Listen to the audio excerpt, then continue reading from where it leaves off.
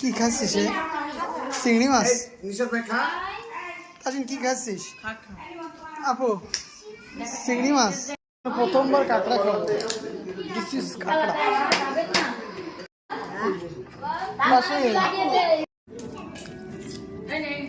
This is কাঁকড়া।